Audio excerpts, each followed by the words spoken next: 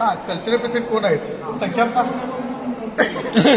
मला त्यांनी तिथून अलाउडच केलं नाही.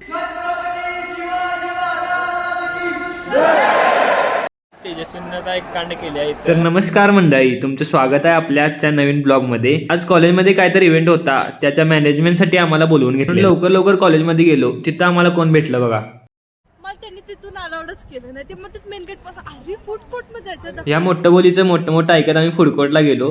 तिथं सगळी पब्लिक उभारलेली. औरत का चक्कर बाबू भैया, औरत का चक्कर बहुत बेकार होता है. तिथली थोडीफार कामं आवरतच होतो. तेवढ्यात तेजस्वींना एक कांड केले आहे. इथं कुपन फाडायचं नव्हतं आणि कुपन फाडून टाकायला. दाखव कुपन दाखव. हेलो हाँ मालिक. हाँ अरे मालिक वो थोड़ा सा गलती हो गई. त्यानंतर जेवण तर संपलेलं. मग परत जेवण करायला लेट होणार होता म्हणून आम्ही सगळेजण गेलो पावभाजी खायला. पावभाजी संपवतच होतो तेवढ्यात मॅडमांचा कॉल आला की जेवण बनले तर जेवायला या. पट जेवायला गेलो. हा कल्चरल काउन्सिल हा पहिली मीटिंग. हा कल्चरल पेशंट कोण आहेत संख्या सेक्रेटरी कोण आहे.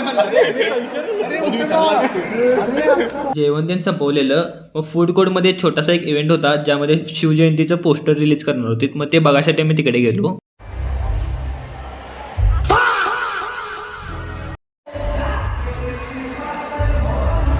चले एक काम कर, 200 रुपया दे और 50 रुपया काट ओवर एक्टिंग की वजह से.